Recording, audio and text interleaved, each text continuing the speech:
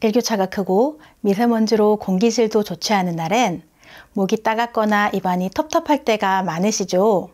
병원에 가기엔 아직 애매하고 그렇다고 그냥 견뎌보려니 혹시나 증상이 심해질까 염려되실 때 우리가 할 수 있는 가장 간단하면서도 효과적인 방법이 있습니다. 바로 소금물 가글인데요. 이번 시간에는 소금물 가글의 효능과 올바른 방법, 그리고 이것과 더했을 때 더 효과적인 방법에 대해 자세히 알려드릴 테니 끝까지 시청해주세요. 소금은 아주 오래전부터 사람들의 건강을 지켜준 자연의 선물입니다. 특히 요즘처럼 바이러스에 민감한 시기에 소금물 가글만큼 간단하고 안전하면서도 효과적인 관리법은 드문데요. 소금물? 그게 무슨 큰 효과가 있겠어? 하실 수 있지만 이건 단순히 민간요법 수준이 아닙니다. 미국 질병통제예방센터나 국내 여러 의학 논문에서도 적절한 농도의 소금물 가글은 구강 내 세균수를 줄이고 인후염증을 완화하는 데 도움이 될 수 있다고 합니다. 특히 나이가 들수록 침 분비가 줄고 잇몸이 약해지면서 세균에 노출되기 쉬운데요. 하루에 단 몇 분 소금물로 가글하는 습관만으로도 구강 환경을 개선하고 감기의 초기 증상을 차단하는 데 큰 역할을 할 수 있습니다. 입과 코는 외부 바이러스가 몸속으로 들어오는 길목으로 이 부위를 청결하게 해주는 것만으로도 여러 감염 위험을 줄일 수 있는데요. 입안의 세균이 단순히 치아 문제에 그치지 않고 우리 몸 전체 건강에 깊은 영향을 미친다고 알려져 있습니다. 실제로 잇몸병을 유발하는 균이 심장질환이나 뇌염증과 연결된 사례도 꾸준히 보고되고 있습니다. 그래서 입안을 소홀히 관리한다는 건 단지 치아뿐만 아니라 우리 전신 건강에 틈을 내주는 일입니다. 하지만 다행히도 그 틈을 막는 방법은 아주 간단합니다. 따뜻한 소금물로 입안을 헹궈주는 것만으로도 세균이 싫어하는 환경을 만들 수 있고 잇몸의 염증도 완화되며 입속 pH 농도가 중성에 가까워져 세균 활동이 둔해집니다. 실제로 저희 어머니는 매일 가글을 한 이후로 감기 걸리는 횟수가 확 줄었고 입냄새 걱정도 없어졌다고 하십니다. 무엇보다 이렇게 쉬운 방법으로 뇌졸중 같은 병을 막을 수 있다면 안 할 이유가 없잖니 라고 하시더군요. 그런데 막연히 좋다더라는 말만 듣고 아무렇게나 따라하다 보면 오히려 입안이 더 불편해지는 경우가 있는데요. 많은 분들이 실수하는 부분 중 하나가 바로 소금의 양입니다. 꼭 기억하세요. 소금물을 만드실 때는 미지근한 물 한 컵에 소금 반 티스푼만 넣으셔야 합니다. 너무 짜게 만들면 입안이 따갑고 건조해지고 반대로 너무 연하면 살균 효과가 떨어져 그냥 물로 헹군 것과 다를 바 없어집니다. 그리고 찬물은 점막을 수축시키고 너무 뜨거우면 화상을 입을 수도 있으니 사람 체온 정도의 물이 가장 좋습니다. 또 한 가지, 가글은 입만 헹구고 끝내는 게 아닙니다. 입속 세균은 목 깊숙한 곳까지 퍼져 있기 때문에 소금물이 목에도 닿도록 고개를 살짝 뒤로 젖혀서 오로로록 하며 가글하는 것이 훨씬 효과적인데요. 입속을 닦는 건 청소, 목까지 닿게 하는 건 방역의 의미로 두 가지 모두가 필요합니다. 그리고 가글 후엔 바로 음식을 드시지 말고 최소 20분 정도 입안의 보호막이 자리 잡을 시간을 주세요. 그런데 습관을 바꾸기가 쉽지는 않은데요. 처음부터 무리할 필요는 없습니다. 하루 한 번, 자기 전에만 하시더라도 일주일만 지나면 아침에 일어났을 때 입안이 훨씬 상쾌하다는 걸 느끼시게 되면 아침 가글도 자연스럽게 자리 잡게 되실 겁니다. 아침과 밤, 이 두 시점은 가글의 힘이 가장 빛을 발할 때인데요. 아침에 일어나서 입이 텁텁하거나 냄새가 나는 건 우리가 자는 동안 침 분비가 줄면서 입안이 세균에게 점령당한 상태가 되기 때문이죠. 이 상태에서 물을 마시거나 아침을 먹으면 그 많은 세균이 고스란히 몸속으로 들어가는 셈입니다. 그렇기 때문에 아침에 눈을 뜨면 가장 먼저 해야 할 일은 바로 가글입니다. 따뜻한 소금물로 입안을 천천히 헹궈보세요. 목 깊숙이까지 닿도록 하면 더 좋은데요. 입속 세균 부담을 줄여줄 뿐 아니라 위장에도 불필요한 세균이 넘어가지 않도록 도와주는 것입니다. 마치 하루의 건강을 준비하는 세수 같은 역할입니다. 그리고 밤에 자기 전 가글은 단순한 마무리가 아닌 밤새 입안이 건조해지고 면역이 약해지는 걸 대비하는 야간 경비 같은 존재예요.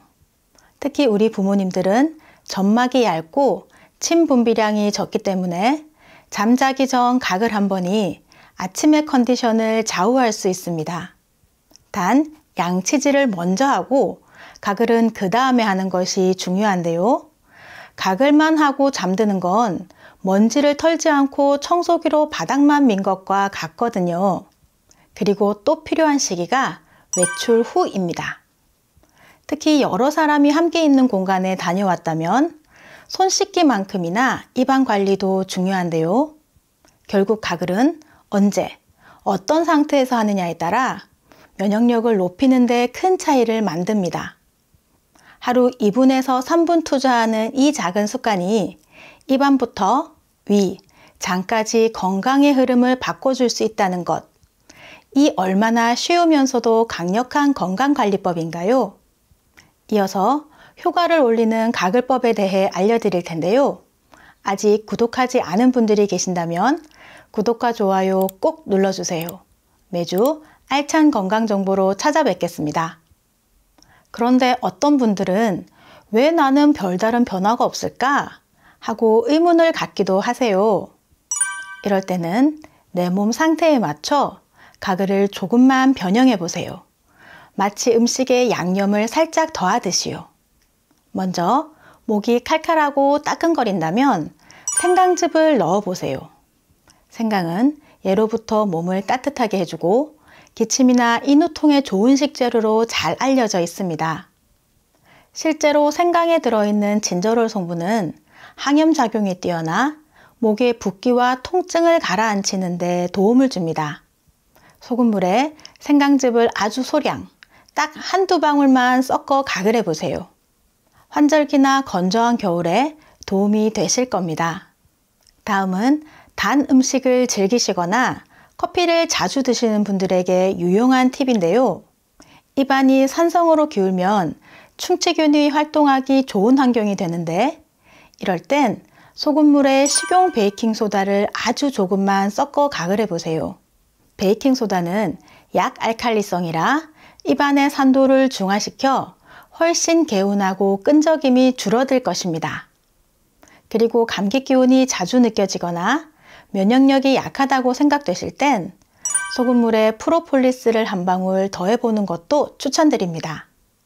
프로폴리스는 벌이 벌집을 보호하기 위해 만든 항균 물질인데 요즘은 면역을 도와주는 건강식품으로도 잘 알려져 있습니다. 이걸 소금물에 아주 소량 섞어 가글하면 목이 간지거리거나 몸이 으슬으슬할 때 큰 감기로 번지는 걸 막아주는 데 도움이 될 수 있습니다. 단, 어떤 재료든 소량이 핵심입니다. 많이 넣는다고 효과가 더 커지지 않고 오히려 점막이 민감하신 분들은 자극을 받을 수도 있기 때문에 조금씩 시작해서 내 몸의 반응을 살피는 게 가장 안전하고 효과적인 방법입니다. 건강은 결국 나에게 맞는 방법을 찾는 데서 시작됩니다.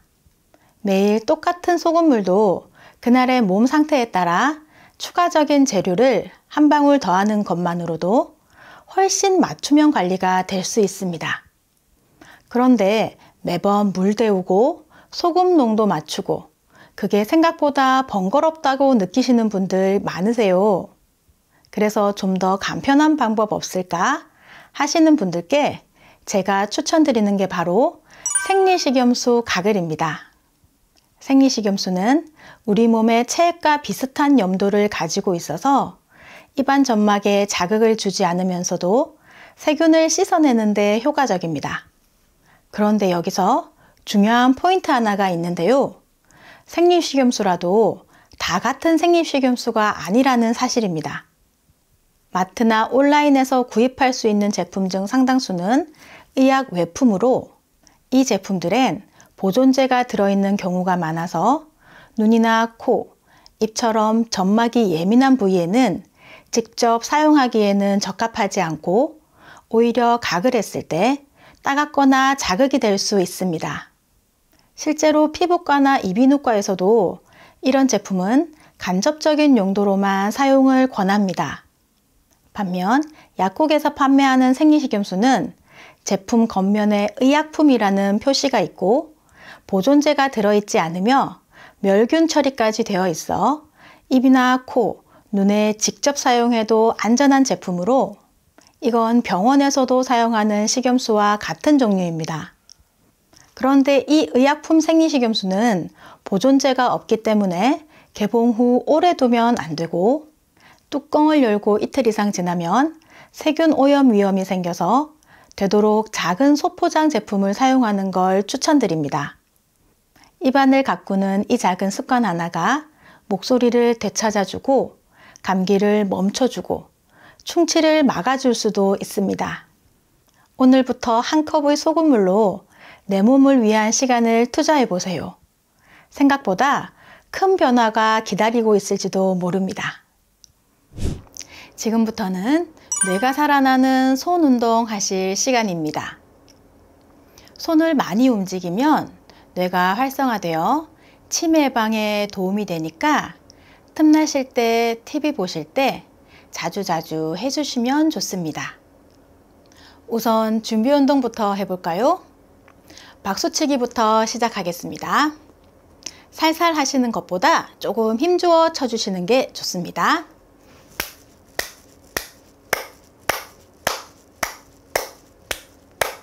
다음은 손가락 끝을 서로 톡톡 쳐주세요.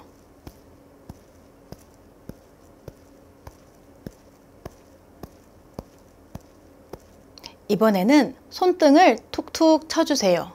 손등은 손바닥에 비해 자극을 주는 일이 드물기 때문에 골고루 쳐주시면 좋습니다.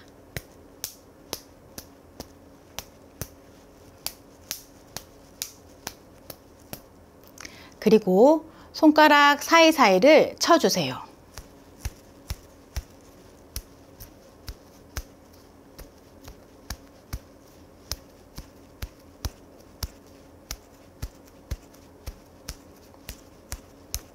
마지막으로 손을 쫙 펴서 스트레칭 시켜주세요.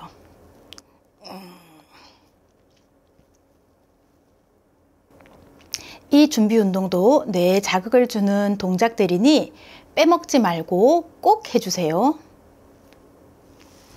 그럼 손가락 운동 시작해 볼까요? 허리를 쫙 펴시고 팔은 옆구리에 붙여주세요. 한 손은 주먹을 쥐고 한 손은 펴주세요. 이렇게 주먹 쥔 손은 손가락을 하나씩 펴주시고 펴진 손은 손가락을 하나씩 접어주세요. 자, 숫자를 세면서 같이 해볼까요?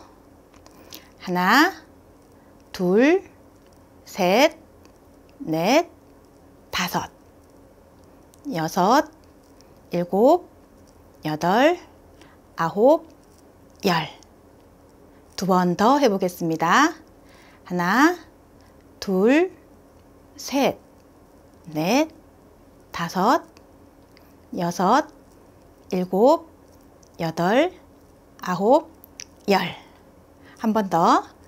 하나, 둘, 셋, 넷, 다섯, 여섯, 일곱, 여덟, 아홉, 열.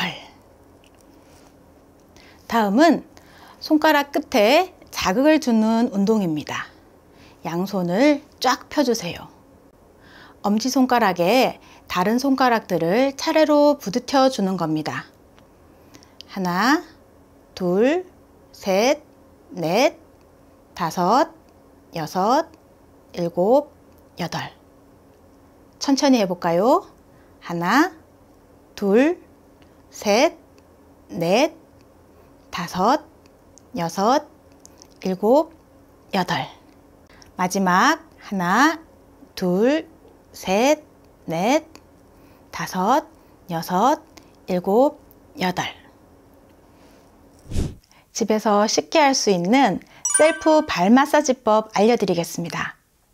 발은 우리 몸을 받쳐주고 지탱해주는 아주 중요한 부분으로 발바닥 각 부위가 신체 부위에 상응하는 반사구를 가지고 있어서 인체의 축소판이라고도 합니다. 그래서 발 마사지를 하면 혈액순환은 물론 피로가 풀리고 여러 가지 증상 개선에 도움이 되는데요. 발 마사지를 하실 때는 한 부위를 5분 이상 하는 것은 좋지 않고 부드럽게 쓸어주듯이 하시면 되는데, 특히 고혈압이나 당뇨가 있으시면 최대한 부드럽게 하시는 것이 좋습니다. 그리고 발 마사지를 하기 전에 따뜻한 물로 족욕을 하면 근육이 이완되어 훨씬 좋습니다. 편안한 자리에 앉아서 발과 발목까지 로션을 충분히 발라주시고 왼쪽 발부터 시작하는 게 좋습니다. 발 앞쪽 튀어나온 부분 사이의 움푹 들어간 부분이 용천혈인데요. 여기는 만성 피로가 있으시거나 혈액순환이 잘 안 되시는 분들은 여기를 마사지해 주시면 좋습니다. 용천혈을 시작으로 아래로 쓸어주세요. 이 부분이 신장, 방광입니다. 5번에서 10번 정도 쓸어주세요. 이제 발가락부터 아래로 내려갈 텐데요. 이 부분은 머리로 엄지발가락을 시작으로 발가락 윗부분을 풀어주면 머리가 맑아집니다. 그 다음은 발가락 기둥 부분을 각각 풀어주시는데요. 이 부분은 목과 눈, 귀가 좋아집니다. 엄지발가락 옆쪽 부분은 코로, 비염이나 축농증이 있는 분들은 여기를 많이 풀어주세요. 발가락 사이에 손가락을 넣어 쭉 풀어주세요. 그러면 혈액순환에 좋습니다. 엄지발가락 아래 통통한 부분은 갑상선이고 그 옆쪽은 승모근입니다. 밑으로는 폐, 규간지입니다. 이 부분은 왼쪽은 신장이고 오른쪽은 간이에요. 갑상선 아래 여기서부터가 위, 십이지장, 췌장 이런 소화기관으로 특히 당 수치가 높으신 분들 여기 췌장 부분은 많이 만져주시면 좋습니다.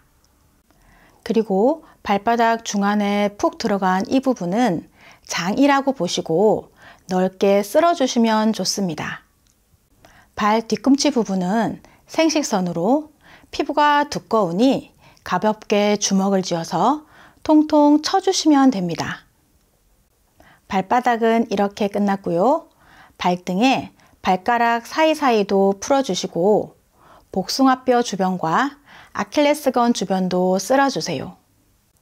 마지막으로 주먹을 살짝 쥐어서 발목 앞부분을 쓸어주세요. 여기가 림프절이라 독소 배출에 효과적이니 꼭 기억하셔서 풀어주세요.